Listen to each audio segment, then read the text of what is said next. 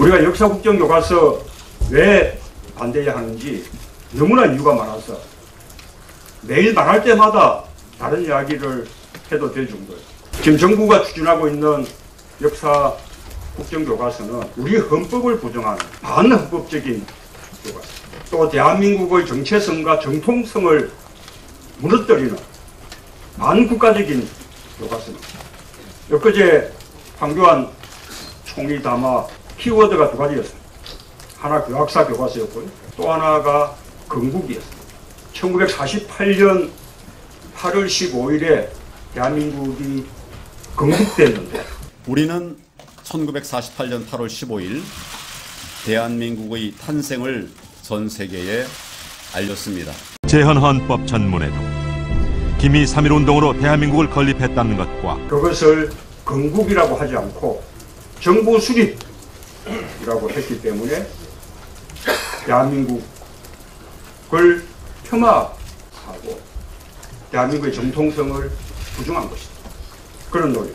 이렇게 1945년 8월 15일은 2차 종전, 2차 대전 종전으로 우리나라가 해방된 것이고, 정작 더 의미가 있는 것은 48년에 대한민국이 건국된 것이다.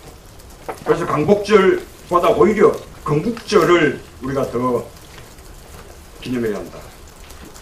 이런 주장들, 이런 논리가 지금 정부가 역사국정교과서를 밀어붙이고 있는 배경입니다. 오래됐습니다. 이명박 정부 때 건국절 행사 추진하다가 광복회를 비롯한 많은 독립운동 단체들 항의받고 흐지부지 됐었습니다. 지난번 박근혜 대통령 8.15 광복절 경축사에서 처음으로 그런 표현을 썼습니다. 광복 70주년이면서 건국 67주년이다. 오늘은 광복 70주년이자 건국 67주년을 맞는 역사적인 날입니다. 제헌헌법 전문에도 기미 3.1운동으로 대한민국을 건립했다는 것과 오늘 제69주년 광복절과 대한민국 정부 수립 66주년을 맞이하여 아마 역사국정교과서 성공하면 2017년 아이들에게 배포가 되고 2018년에는 제70주년 건국절 행사를 대대적으로 하려고 할 것입니다. 건국 60년, 이 의의 속에는 친일 세력들의 엄청난 음모가 숨어있다고 봐야 됩니다. 임시정부는 독립국가를 대표한 게 아니고 실제로 국가 운영한 적도 없다. 그러니 우리 민주주의의 실제 출발은 1948년 8월 대한민국 건국이라고 봐야 한다. 그리고 건국 후 공로는 정부 수립에 참여했던 인물들의 몫으로 돌리는 게 마땅하다. 이게 무슨 뜻입니까? 1948년 이전 일제 식민지하에서 독립투쟁을 했던 모든 우리 선조들의 투쟁을 깡그리 무시한 처사입니다. 결국 대한민국 뿌리는 독립운동 세력이 아니라는 것입니다. 이것은 우리 헌법 전문을 무시한 것입니다. 우리 헌법 전문에서는 3.1 정신을 바탕으로 한 임시정부를 법통을 이어받았다고 되어 있습니다. 그럼 수구 세력이 내세우는 대한민국 뿌리는 어디에 있습니까? 역사가 뒤틀리지 않았다면 대부분 민족 반역죄로 다스려졌을 친일파들, 그들의 권력에 눈이 멀어서 친일파와 손잡았던 이승만과 그 옹호 세력들입니다. 이들이 우리 역사의 뿌리여 정통이란 겁니까? 과연 일선 경찰의 직권으로 반민특위를 습격할 수 있을까? 습격은 내무차관이 주도했고 배후엔 이승만이 있었다. 이승만은 이튿날 외신과의 기자회견에서 자신이 습격을 지시했다고 밝혔다. 저는 편협한 역사관을 가졌다고 생각하지 않습니다. 김구 선생은 임시정부의 이 수반까지 하시면서 이 독립운동가로서 대단히 훌륭하신 분이었지만은 48년에 대한민국이 독립하는 데 대해서는 반대하셨던 분이기 때문에 그런 의미에서 그 대한민국의 이 공로자로서 김구 선생님을 거론하는 것은 옳지 않다. 우리가 독립을 해서 독립국가의 국민이 된 것은 1948년 8월 15일 이후부터입니다. 재헌헌법 전문에도 기미 3.1운동으로 대한민국을 건립했다는 것과 김구 선생은 건국 공로자입니까? 아닙니까? 그 점에 대해서는 제가 여기서 언급할 만한 위치에 있지 않습니다. 우리가 1962년에 건국 훈장이라는 걸 주었습니다. 대한민국 건국에 공로가 있는 분들께 주었는데요. 거기에 김구 선생이 들어가 있어요. 이승만 대통령도 받으셨고요. 그럼 건국 공로자입니까? 아닙니까? 공로자죠. 그리고 이게 1962년입니다. 1962년에 우리나라 최고 통치자가 누굽니까? 조국 광복을 위해서 애쓰신 애국자들로 그렇게 네, 포상한 걸로 생각합니다. 잠깐만. 김기춘 실장은 이어 대한민국은 1948년 8월 15일 건국됐다며 임시정부라는 법통과 대한민국의 건국은 다르다고 생각한다고 말했습니다. 재헌헌법 전문에도 기미 3.1운동으로 대한민국을 건립했다는 것과 이인호 KBS 이사장의 뉴라이트적 관점과 사실상 일치하는 역사 해석이었습니다. 바로 뉴라이트 여러분이 있습니다. 대한민국을 바로 세우는 일에 나서주십시오. 저 역시 여러분과 함께 하겠습니다. 대한민국의 번영을 가능케 한 이 나라의 구조의 모든 얼개는 건국 대통령 이승만 대통령의 손으로 만들어졌습니다. 건국 60년, 이거 어쩌다 나온 아이디어가 아닙니다. 참여정부 시절에 이미 조선일보가 사설에서 건국절 얘기를 꺼냈고 뉴라이트에 속하는 학자들이 그 주장을 시종해왔습니다. 그리고 한나라당은 2003년부터 건국절 법안을 발의해왔습니다. 건국 60전 기념사업은 이런 배경 속에서 추진된 것이고 결국 이 정권은 광복절 행사에 건국 60전이라는 글자를 박아 넣게 된 것입니다. 이렇게 분위기가 무르익으니 광화문에다 이승만 동상을 세우자는 세력이 나서고 시민들의 피로 역사에서 처방했던 이승만 동상이 다시 섰습니다. 뿐만 아니라 항일 독립군 토벌에 참가한 1급 친일파 민족 반역자들의 동상도 섰습니다. 그리고 급기야 공영방송까지 수구 세력은 나팔수가 되어서 백선엽을 구국의 영웅이라고 이승만은 건국 아버지라고 친일과 독재를 미화하는 방송을 했습니다. 1948년 8월 15일 우리가 건국했다는 것이 맞습니까? 아니요. 임시정부 법통을 개선한다는 우리 헌법을 정면으로 부정하는 그런 주장. 특히 재헌헌법을 보면 더 명백합니다. 우리나라 헌법을 만든 우리 헌법의 아버지들은 재헌헌법으로 나라를 건국한다고 생각하지 않았습니다. 재헌헌법에는 대한민국이 비민연 독립운동으로 건립됐고 그리고 재헌헌법으로 민주 독립국가를 재건한다고. 재헌헌법 전문에도 기미 3.1운동으로 대한민국을 건립했다는 것과 독립정신을 계승한다는 언급. 그렇게 명시하고 있습니다. 48년에創立된 대한민국 정부는 임시정부를 개성하는 것입니다. 그래서 임시정부가 사용해왔던 대한민국이라는 국호 우리가 그대로 사용하고 태극기, 애국가 이런 대한민국의 상징도 우리가 그대로 사용한 것입니다. 광복. 없던 것을 얻은 게 아니라 잠시 잃었던 것을 되찾았다는 뜻입니다. 헌법은 정부가 3.1운동과 대한민국 임시정부의 법통을 이어가고 있다고 명시합니다. 1910년 강제 한일 합병 이후 1919년 임시정부가 조선의 국혼과 국맥을 이어 대한민국 정부가 이를 계승해 재건됐다는 역사적 사실을 강조한 겁니다. 그래서 대한민국의 영토는 북한까지 다 포함하는 한반도 전역이 되는 것입니다. 그래서 대한민국은 한반도의 유일한 합법국가고 정통성 있는 정부고 북한은 우리 영토 일부에서 정부를 참칭하는 반국가 단체가 되는 것입니다. 그것이 바로 자유민주주의의 논리입니다.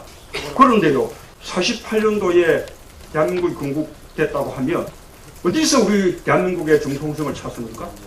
해방 이후에 남과 북에서 각각 국가가 만들어졌다면 국제법적으로 어떻게 우리가 대한민국 유일한 합법 정부며 정통적인 정부라고 주장할 수 있습니까? 건국절은 강제 한일 합병이 있었던 1910년 8월 29일부터 대한민국 정부가 수립된 1948년 8월 15일까지 38년이라는 세월을 공백기로 만듭니다.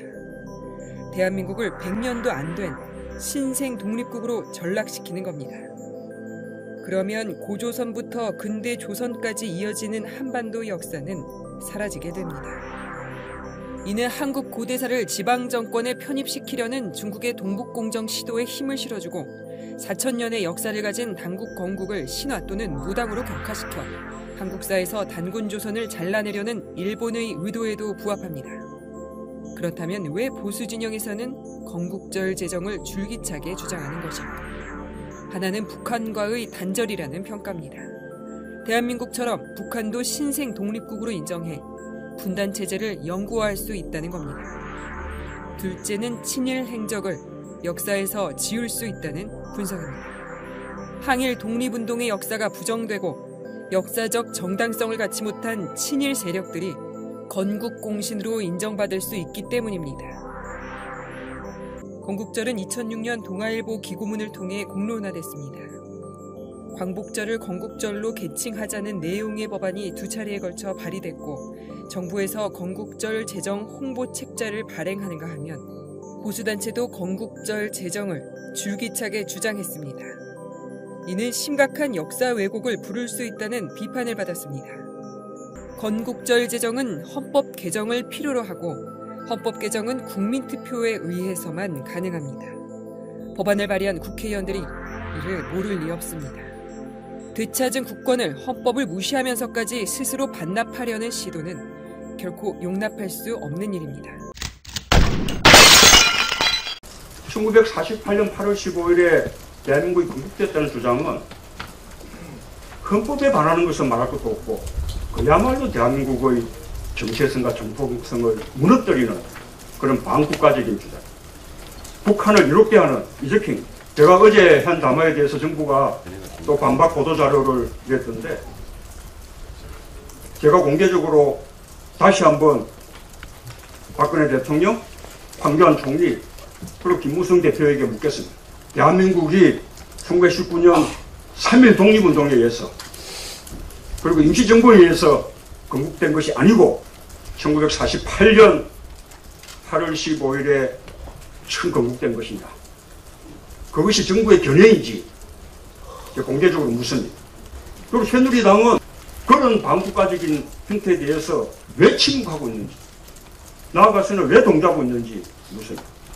이승만 대통령이 지금 건국절 주장 들으면 정말로 지하에서 화를 내실 거예요. 이승만 대통령은 당신이 임시정부의 가장 중요한 주역 가운데 한 분이었기 때문에 대한민국이 임시정부의 국통을 개성한다는 사실에 대해서 굉장히 큰 자부심을 가지고 있었습니다. 심지어는 48년 정부 수립 이후에 한동안 대한민국 몇 년, 대한민국을 연호로 삼아서 1948년을 대한민국 30년 이렇게 연도를 부여하도록 했습니다. 최초로 나왔던 48년도에 나왔던 관보를 가지고 나왔습니다. 이 관보에 따르면 뭐라고 표기가 되어 있느냐면 대한민국 30년 9월 1일이라고 분명히 되어 있습니다. 지금 무슨 얘기냐면 우리 재헌헌법에서도 분명히 전문에서 기미 3.1운동으로 대한민국을 건립하여 이렇게 말하고 있습니다. 그 말은 우리가 3.1운동이 일어났던 1919년을 우리나라의 건국으로 본다라고 하는 것을 헌법 전문에도 담고 있습니다. 그런데 대한민국 대통령이 헌법 전문을 모르십니까? 헌법 전문에 나와 있는 개념과 건국의 개념 또 독립의 개념은 좀 차이가 있습니다. 차이가 어떻게 있습니까, 총리? 지금 그러니까 1919년에 어떤 우리 국가의 역사적인 의미가 있는 일이 있었다. 헌법은 그런 의미지 거기에 그것이 건국이다. 헌법이 그런 의미예요? 그것이 법무부 건국이다. 장관을 지내신 총리께서 1948년 9월 1일자 관보 1호도 무시하시고 또 헌법 전문에도 분명히 기미 3.1운동을 대한민국을 건립하여 이렇게 되어 있습니다. 이걸 바꾸시겠다라는 건가요? 그러면 그 말씀은 어떤 의미를 갖느냐 하면 임시정부의 법통 그리고 항일 독립운동의 역사 대한민국 헌법 모두 다 부정하시겠다라는 말씀이신가요? 이명박 정부 당시에도요. 1948년 8월 15일을 건국절로 추진하려고 했었던 적이 있었어요. 그랬다가 독립유공자, 유족들이 모두 다 건국훈장까지도 반납하겠다라고 하면서 국민들과 모두 다 결사 반대를 했었죠. 그래서 스스로 철회한 적이 있습니다. 그런데 총리, 박근혜 정부가 다시금 그런 시도를 하시고 또 총리께서도 그에 대해서 처음에는 모르신다라고 하더니 확인해 보신다라고 하더니 이제 와서는 거기에 힘을 실습니까? 건국기를 바꾸는 것은 총리 아주 중요한 문제입니다. 이런 말씀입니다. 네, 총리. 세계 어느 나라가 자신들의 건국의 역사를 스스로 축소하는 나라가 있습니까? 왜 우리가 임시정부의 적동을 무시해야 되는 겁니까? 우리는 1948년 8월 15일 대한민국의 탄생을 전 세계에 알렸습니다. 재헌헌법 전문에도 기미 3.1운동으로 대한민국을 건립했다는 것과 1948년 9월 1일에 대한민국 관보 1호가 발행되는데 그 관보는 일자를 대한민국 30년 9월 1일로 그렇게 명기하고 있습니다. 그래서 우리가 북한보다 정통성이 있는 것입니다. 그런데도 이 사람들이 왜 이제 와서 48년도에 건국했다고 하는 것이냐. 1948년도에 건국됐다면요. 그 앞에 있었던 일제식민지 지배, 항일운동, 친일활동 모두 다 대한민국 이전의 역사가 됩니다. 1919년 독립운동 이후에 그때부터 대한민국이 건국됐다면 친일 부역배들은 대한민국에 반역한 사람들. 두고두고 부끄러워하고 반성하고 해야 할 일. 그런데 그 친일 부역배들이 해방 이후에 반공이라는 탈을 쓰고 또 득세하지 않았습니까? 1948년이 대한민국 건국이라면 그 친일 부역배들이 대한민국 건국의 주역이 되는 것입니다. 정부 여당이 하고 있는 국정교과서 목적이 바로 그것이라고 저는 봅니다. 우리 역사 국정교과서 용납할 수 있겠습니까? 없습니다. 자, 끝까지 막아냅시다. 그런데 이보다 더 끔찍하고 무서운 일이 있습니다. 우리 젊은 세대들에게 가르칠 역사 교과서를 완전히 친일파의 입맛에 맞도록 뜯어 고치려고 하는 작업입니다. 뉴라이트 대표 학자들이 포진한 교과서 포럼. 이 사람들이 이명박 정권 들어서자마자 책을 냈습니다. 일제가 우리를 근대화시켰다. 강제로 끌려간 위안부 할머니들은 돈 벌러 간 거다. 김구 선생은 테러리스트다. 이걸 두고 조선일보가 뭐라고 했느냐 압니까? 균형 잡힌 역사 교육의 첫걸음이라고 했답니다. 여기에 한 발 더 나가서 교과서를 탈환해야 된다고 선동했습니다. 서북청년단 재건위원회라는 단체가 갑자기 나타나서 김구 선생 암살이 의거다 이렇게 주장해서 비난이 쏟아지고 있습니다. 대한민국 임시정부의 주석으로 활동하신 백범 김구 선생을 부정하는 건 대한민국 자체를 부정하는 것이죠. 그래서 어떻게 됐습니까? 교과부, 국방부, 통일부 다 나서고 한나라당은 거들고 상공회의소도 나서서 현행 역사 교과서 200군데를 뜯어 고쳤습니다. 그리고 이걸로도 끝나지 않았습니다. 2013년부터 우리 학생들은 새로운 교과서에 의한 역사 교육을 받게 됩니다. 그 역사 교과서 집필 기준에 의하면은 8.15 이후 친일파 청산에 대한 모든 노력을 빼라. 이승만 독재 정권에 대한 비판을 빼라. 박정희 독재 정권에 대한 비판도 빼라. 광주 5.18 민주화 항쟁에 대한 기술도 빼라. 이런 교과서 집필 기준을 해서 이런 책으로 배운 학생들이 앞으로 우리나라를 짊어지고 나가야 됩니다. 그 학생들이 어떻게 변하겠습니까? 이제 박정희 동상까지 섰고 기념관도 문을 이겁니다.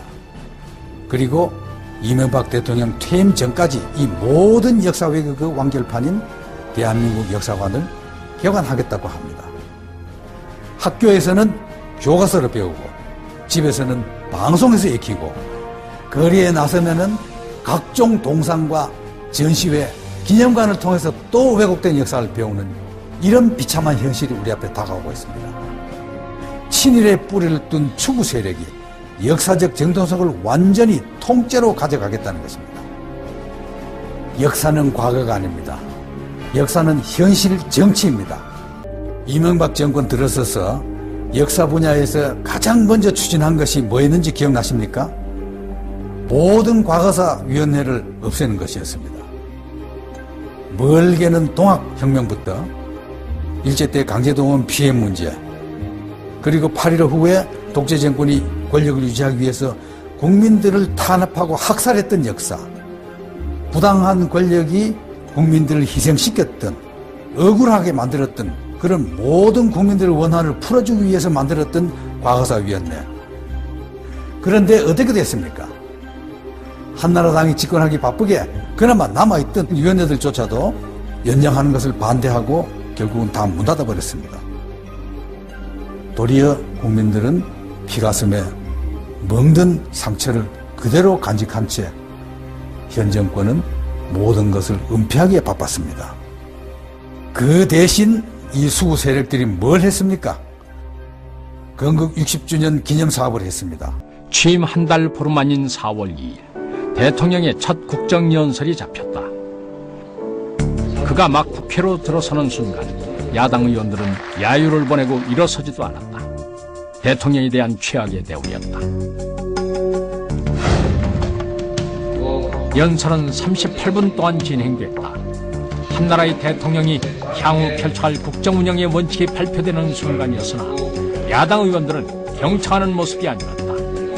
그들은 그를 대통령으로 인정하지 않았다. 처음부터 그랬다. 취임 이틀째 첫 탄핵 발언이 나왔다. 이후부터 야당 의원들은 걸핏하면 탄핵을 입에 올렸다. 탄핵 추진 일지는 일일이 그것을 열거할 수도 없을 정도로 집요하고도 방대했다. 말 한마디, 행동 하나하나가 모두 탄핵 협박으로 이어졌다. 1년 후 그의 꿈은 가장 극적인 방식으로 증명된다. 대통령 노무현 탄핵 소추안을 상정합니다. 투표를 시작하도록 하겠습니다. 투표 결과를 말씀드리겠습니다. 총 투표소 195표 중 다 193표, 부 2표, 법 제65조 2항 단서의 규정에 의하여 대통령 노무현 탄핵 소추안은 선포합니다. 대통령에 대한 탄핵 소추안이 가결됐습니다.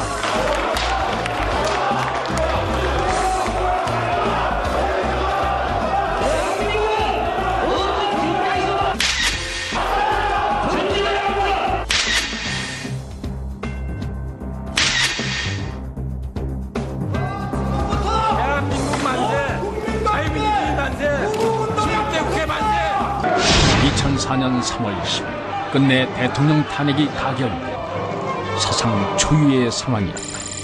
그날 오후 5시 15분 마침내 탄핵소추 결의 통지서가 청와대에 도착한다. 그 순간 대통령의 모든 직무가 정지됐다. 대통령 비서실의 공식 업무도 정지됐다. 이로부터 대한민국은 63일간 대통령이 없는 나라가 됐다. 우리가 역사에서 물려받은 분열의 상처는 친일과 항일, 좌익과 우익, 그리고 독재시대의 억압과 저항의 과정에서 비롯된 것입니다. 이를 극복하기 위해서는 그 시대 역사에 대한 올바른 정리와 청산이 이루어져야 합니다. 친일의 역사로부터 비롯된 분열과 갈등이 광복 60년이 지난 오늘에 이르도록 해소되지 않고 있습니다. 해방은 되었으나 좌우 대결에 매몰되어 친일 세력의 득세를 용납하였고 그 결과로서 친일 세력을 단죄하기는커녕 역사의 진실조차 채 밝히지 못했기 때문입니다. 다행히 작년에는 우리 국회가 일제강점하 반민족행위 진상규명 특별법을 만들고 올해에는 진실 화해를 위한 과거사 정리 기본법을 만들었습니다. 그동안 미루어왔던 친일 반민족 행위의 진상을 밝히고 아직도 빛을 보지 못하고 있는 독립운동사의 나머지 한쪽도 밝힐 수 있게 되었습니다. 이 일이 제대로 마무리되면 과거 식민지 역사에서 비롯된 우리 사회의 분열과 갈등은 이제 정리되는 국면으로 들어서게 될 것입니다. 국회에 계류 중인 친일 반민족 행위자 재산 환수에 관한 특별법까지 통과되면 친일 반민족 행위자들이 나라와 민족을 팔아서 치부한 재산을 그 후손들이 누리는 역사의 부조리도 해소될 것입니다. 한나라당 의원 좌석은 텅 비었습니다. 열린우리당 등 다른 4당과 무소속 의원들만 출석한 가운데 친일 행위자 재산 환수법 등 80여 건의 안건이 처리됐습니다. 한나라당 의원 좌석은 텅 비었습니다. 열린우리당 등 다른 4당과 무소속 의원들만 출석한 가운데 친일 행위자 재산 환수법 등 80여 건의 안건이 처리됐습니다. 친일 재산을 국고로 환수하기 위한 범정부 기구가 오늘 출범했습니다. 네, 환수된 재산은 독립유공자를 위해 일제강점기 때 자신의 영달을 위해서 나라를 배신했던 친일파들은 많은 땅과 재산을 갖게 된 경우가 많습니다. 이를 환수하기 위한 정부의 노력에도 불구하고 후손들은 소송을 제기하며 불복하고 있습니다. 퇴임한 헌법재판관 출신 변호사가 친일파 후손의 땅 찾기 소송을 대리한 것. 친일파 재산 환수 관련 소송에서 법원이 처음으로 친일파 후손의 손을 들어주었습니다. 친일 재산 국가 귀속 결정을 취소해달라며 법무부 장관을 상대로 낸 소송 항소심에서 1심과 같이 원고 승소 판결했습니다. 친일 세력이 일제에 협력한 대가로 얻어 후손에게 넘긴 재산을 국가로 귀속시키는 사업이 올해 안에 모두 마무리될 것으로 보입니다. 지난 2005년 관련 특별법 시행 이후 꼭 10년 만으로 1,000억대 재산을 찾아내 대부분 환수했습니다. 친일 반민족 행위자의 재산 환수를 위해 정부 차원의 조사 활동이 본격적으로 시작된 것은 지난 2006년. 친일재산조사위원회는 4년 동안 활동하며 친일 행위자 168명의 재산 2,300여 필지 등 모두 1,000억 원이 넘는 재산을 찾아냈습니다. 2010년 조사위 활동이 마무리된 뒤에는 법무부가 업무를 넘겨받아 친일재산 환수 소송을 벌여왔습니다. 소송의 종류는 크게 3가지. 전체 소송 96건 가운데 정부의 환수 조치에 대해 후손 등이 불복해낸 행정소송이 71건으로 가장 많았고 정부가 소송 원고로 참여하는 국가소송이 16건, 국고 환수 작업의 위헌성을 따지는 헌법소송이 9건입니다. 이 가운데 이미 94건은 확정됐고 나머지 2건은 현재 대법원에 계류돼 있습니다. 확정된 소송 94건 가운데 정부가 패소한 것은 단 3건으로 전체 승소율은 97%로 나타났습니다. 대법원에 계류돼 있는 나머지 재판 2건도 올해 안에 확정될 가능성이 큰 만큼 친일재산 환수 소송은 올해 안에 모두 마무리될 가능성이 높아 보입니다. 반세기 동안 제대로 손쓰지 못한 민족사의 왜곡 현상을 바로잡았다는 평가를 받고 있는 친일재산 환수 작업. 법무부는 친일재산조사위원회가 찾아낸 환수 대상 말고 또 다른 친일재산이 발견된다면 별도의 소송을 수행한다는 계획입니다. 복군들이 서명한 이 태극기에는 그들의 새로운 꿈이 담겨 있다. 자주 차림. 독립은 단결이다. 완전한 독립을 위하여 노력하자.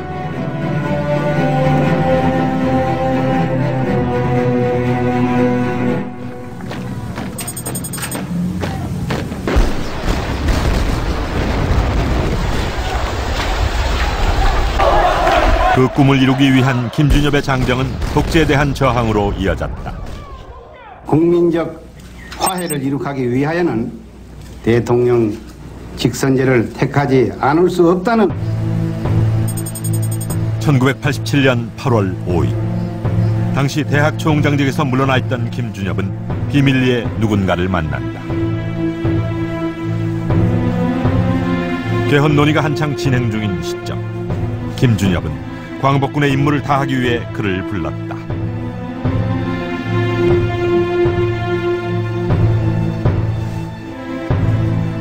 그는 신흥무관학교를 세운 이회영의 손자로 당시 민정당 소속의 이종찬 의원이었다.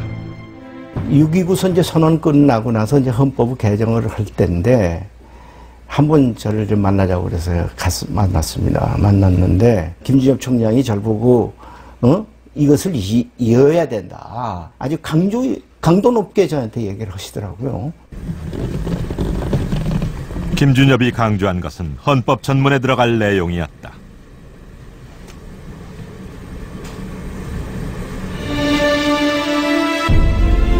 그때까지 어떤 헌법 전문에도 임시정부 법통을 계승한다는 구절이 없었다. 재헌 헌법 전문에도 기미 3.1운동으로 대한민국을 건립했다는 것과 독립정신을 계승한다는 언급뿐이다.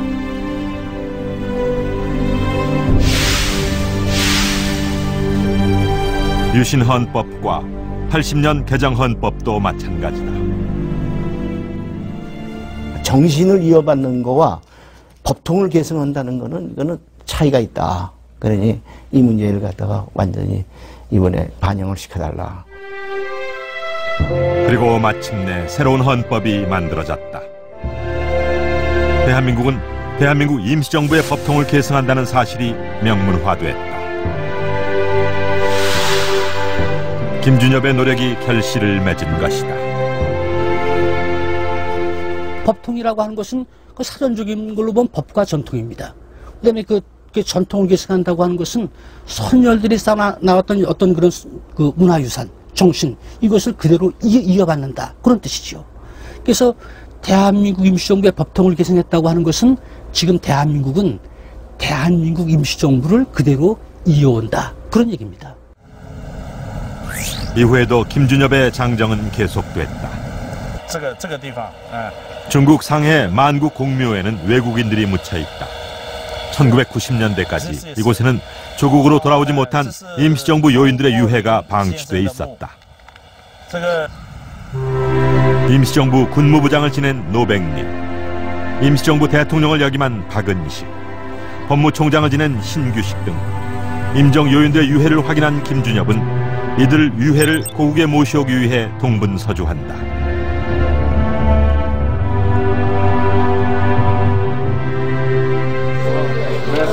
전기침 중국 부총리 겸 외교부장이 오늘 우리나라에 왔습니다. 한중 두 나라 외무장관은 김준엽은 한국을 방문한 중국의 외교부장을 직접 만나 임정 요인들의 유해 송환을 요청했다. 만찬장소에서 김준엽 선생님께서 상해에 계신 그 임시정부 요인들의 유해를 교육하도록 하시는 게 좋겠다. 그런 말씀하셨고 또 그 당시에 상해 임시정부 청사를 복원하는 문제도 언급을 하셨습니다. 꿈에도 그리던 거국당으로 5분 선녀를 모시는 천묘의식은 고인들이 묻혀있던 상해시 만국 공묘 안에서 엄숙하게 봉행됐습니다.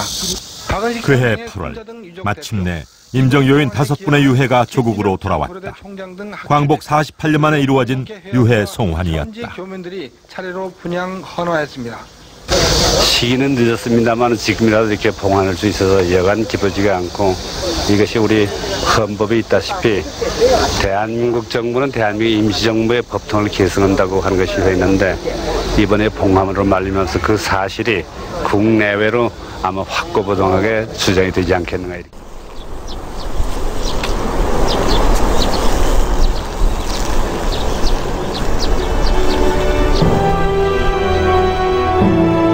임정 요인 5분의 유해를 모시면서 비로소 국립묘지의 임정 요인 묘역이 조성됐다.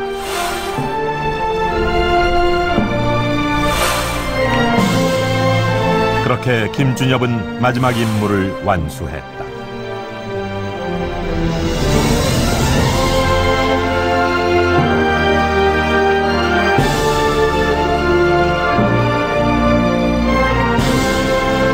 (2011년 6월) 대한민국 광복군 김준엽은 90년 장정을 내려놓고 눈을 감았다.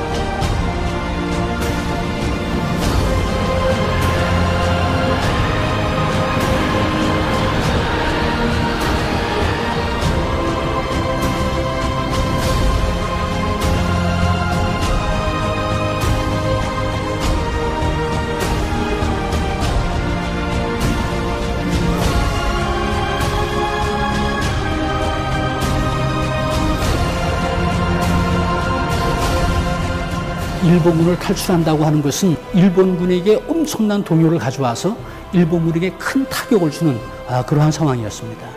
김준혁과 같은 이런 지식인 청년들이 자신을 희생해가면서 독립운동에 참여했던 이 정신, 이것이 독립을 쟁취할 수 있었던 원동력이 되었습니다. 김준혁, 대한민국의 영원한 광복군으로 당신을 기억합니다. 이젠 역사가 된 김준엽의 삶은 광복군 장정 그 자체였습니다. 광복 이후 국무총리직을 비롯해 12차례에 걸쳐서 고위 관직의 제의가 있었지만 그는 끝내 거절합니다. 그가 마지막 순간까지 가고 싶어 했던 길은 광복군의 꿈을 이루는 길이었습니다. 못난 조상이 되지 않기 위해 그가 목숨을 걸었던 광복군 장정은 되찾은 나라를 올바르게 지키기 위한 역사적 삶이 된 것이죠. 김준엽의 장정은 나라를 되찾고 지키기 위해 고난의 길을 가야 했던 광복군들이 있었기에 오늘날의 대한민국이 있다는 사실을 보여주고 있습니다. 이제 그가 장정을 끝낸 자리에 우리가 가야 할 장정이 남아 있습니다.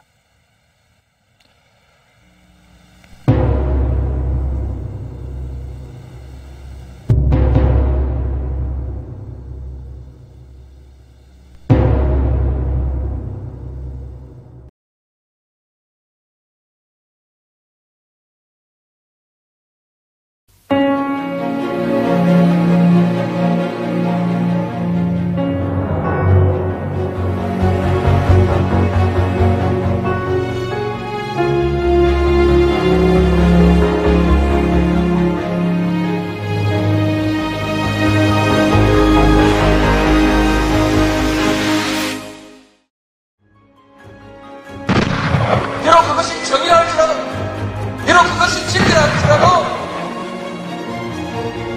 권력이 싫어하는 말을 했던 사람은, 또는 진리를 내세워서 권력에 저항했던 사람들은 전부 죽임을 당했다.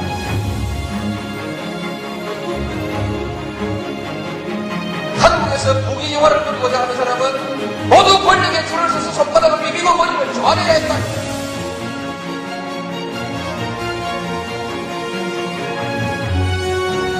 이 역사를 청산해야 이제 비로소 우리 젊은이들이 떳떳하게 정의를 얘기할 수 있고 떳떳하게 불의에 맞설 수 있는 새로운 역사를 만들어낼 수 있다.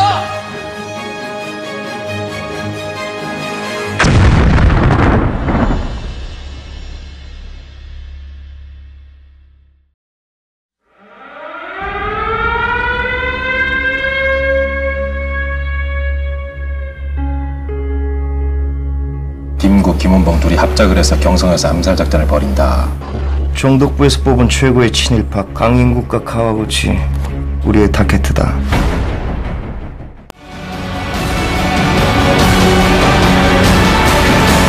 알려줘야지. 우리 계속 싸우고 있다고.